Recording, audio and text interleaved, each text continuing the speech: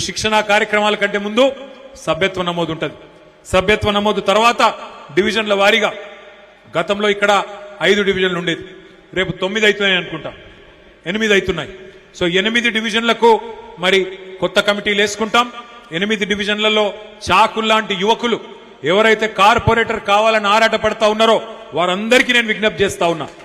మనం ఇక్కడ వేదిక మీద కూర్చున్న నాయకులకు, వేదిక ముందు కూర్చున్న నాయకులకు నేను విజ్ఞప్తి చేస్తా ఉన్నా. ఎవరికి మనం ఎక్కడా కూడా ఎవరికి ఫలానా వారికి టికెట్ అని ఎవరికి కూడా వాగ్దానాలు చేయలేదు. ఎవరు ఎక్కువ ఉరుకుతారో, ఎవరు ఎక్కువ తనలాడతారో, ఎవరు ప్రజా సమస్యల విషయంలో ఎక్కువ పోరాటం చేస్తారో, ఎవరు గట్టిగా కార్యక్షేత్రంలో మెంబర్షిప్ చేస్తారో, ఎవరైతే గట్టిగా మరి ప్రజల కోసం నిలబడతారో, పార్టీ కోసం నిలబడతారో, కేవలం ఎమ్మెల్యే గారి చుట్టూ పెద్ద నాయకుల చుట్టూ కాదు, ప్రజల చుట్టూ తిరిగే నాయకులకు సర్వేల ఆధారంగానే మీకు టికెట్లు ఇస్తామని చెప్పి కూడా నేను విజ్ఞప్తి చేస్తా ఉన్నా. కాలేరు వెంకటేష్ గారిని మీరేమనొద్దు, ఆయనకు అందరూ మీరు కావలసిన వాళ్ళే. ఫలానా వాళ్ళ దగ్గర, ఫలానా వాళ్ళ దూరమని ఆయనకేముండదు. నాకు రేపటి రోజున ఎవరు గెలుస్తారు, పార్టీ పరంగా ప్రజల పరంగా ఎవలకు పరపతి ఉన్నది, ఎవలకు మరి ఎట్లా ఉన్నది, ప్రజల్లో మంచి పేరున్నది, ఇవన్నీ చూసుకొని వారికే టికెట్లు ఇవ్వడం జరుగుతుంది.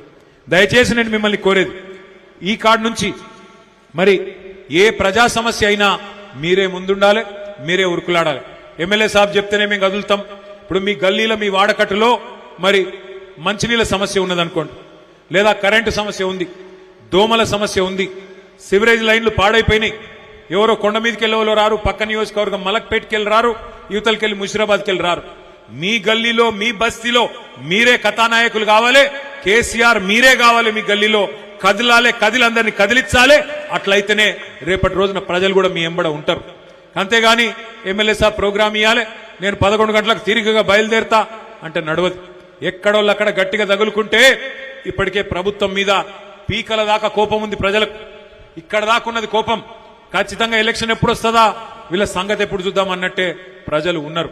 అందుకే మనం కూడా జాగ్రత్తగా ముందుకు పోవాల్సిన అవసరం ఉన్నది. ఒక్కసారి మీరు ఆలోచించండి, కాంగ్రెస్ ప్రభుత్వం వచ్చింది 2.5 ఏళ్లైంది. ఇంకొక వారం 10 రోజులైతే 50% టైం అయిపోతుంది. మరి 50% టైం అయిపోయినాక ఏం జరిగింది హైదరాబాద్ మహానగరానికి? ఏ ఒక్కలకన్నా మంచి జరిగిందా? ఒక్కసారి మీరు ఆలోచించమని చెప్పి నేను కోరుతా ఉన్నా. 9.5-10 ఏళ్లు కేసీఆర్ గారు ముఖ్యమంత్రిగా ఉంటే ఆ రోజు మనం ఇదే హైదరాబాద్ మహానగరంలో 1,00,000 డబుల్ బెడ్రూమ్ ఇళ్లు కట్టినాం. అందులో 3,000 ఇళ్లు మీ అంబర్పేట నియోజకవర్గాన్ని కూడా ఇచ్చుకున్నాం. అదే మరి మీరు ఇవాళ ఆలోచించండి, ఈ 2.5 సంవత్సరాలు కూసవా బాబు, ఆయన నాగవట్టు, ఈ 2.5 సంవత్సరాలలో ఏం జరిగింది? ఒక్క ఇల్లు హైదరాబాద్ మహానగరంలో ఒక్క ఇల్లన్న కట్టిందా కాంగ్రెస్ ప్రభుత్వం? కట్టిందా కట్టలేదా? ఒకసారి గట్టిగా చెప్పాలి, వినబడతలేదు. కట్టిందా కట్టలేడా రేవంత్ రెడ్డి? హైదరాబాద్ మహానగరంలో ఒక్క ఇల్లన్న కాంగ్రెస్ ప్రభుత్వం కట్టిందా? ఎన్ని ఇల్లు గులగొట్టిండు? కాకపోతే కొన్ని వేల ఇల్లు గులగొట్టిండు. శనివారం ఆదివారం వచ్చిందంటే ఏ ఇంటి మీదకి ఏ బుల్డోజర్ వస్తుందో తెలియదు. గరీబోళ్ళు తెలిసి తెలియక గవర్నమెంట్ జాగల ఎక్కడన్నా 20 గజాలో 30 గజాలో 40 గజాల ఇల్లు కట్టుకుంటే కేసీఆర్ గారు ఒక తండ్రిలాగా ఆలోచించి తెలియక కట్టుకున్నారు, గవర్నమెంట్ జాగనే కదా అని చెప్పి 2.5 లక్షల మందికి జీవో నంబర్ 58 కింద 59 కింద కేసీఆర్ గారు పట్టాలిచ్చిండు. కానీ రేవంత్ రెడ్డి ఇవాళ ఈ ప్రభుత్వం వచ్చినాక ఒక్క ఇల్లు కట్టలే, ఒక్క ఇటుక పెట్టలే, ఎక్కడ కనీసం ఒక్క ఇంటికి ముగ్గు పోయలే. కానీ కొన్ని వేల ఇండ్లను ఇవాళ హైడ్రా పేరు మీద, మూసీ పేరు మీద నీలమట్టం చేసిన దుర్మార్గుడు రేవంత్ రెడ్డి, కాంగ్రెస్ ప్రభుత్వం. అట్లాగే మీరు ఒక్క మాట ఆలోచన చేయండి, రేవంత్ రెడ్డి గారు మాట్లాడితే నోరు ధరిస్తే ఫ్యూచర్ సిటీ అంటున్నాడు. ఫ్యూచర్ సిటీ అంటే ఏంది? భవిష్యత్ నగరం. భవిష్యత్ నగరం అట.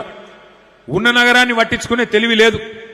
హైదరాబాద్లో కనీసం దోమల మందు కొట్టేటోడు లేడు, చెత్త ఎత్తేటోడు లేడు, ఇండ్లు కట్టేటోడు లేడు, మోరీలు సాఫ్ చేసుడు లేదు, కరెంట్ ఇచ్చే తెలివి లేదు. ఇది ఏది లేదు. కానీ భవిష్యత్ నగరం నిర్మాణం చేస్తా, ఫ్యూచర్ సిటీ కడతా.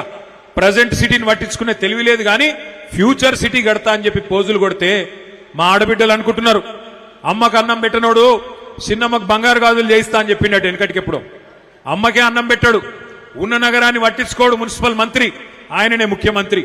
ఒక మోరీ కట్టింది లేదు, ఒక ఇల్లు కట్టింది లేదు, కనీసం దోమల మందు కొట్టింది లేదు. కానీ ఫ్యూచర్ సిటీ కడతా, అది న్యూయార్క్ తోని లండన్ తోని పోటీ పడేటట్టు కడతా అంటే ఎవడు నమ్ముతారు, ఎట్లా నమ్ముతారు? ఆలోచించమని చెప్పి నేను కోరుతా ఉన్నా.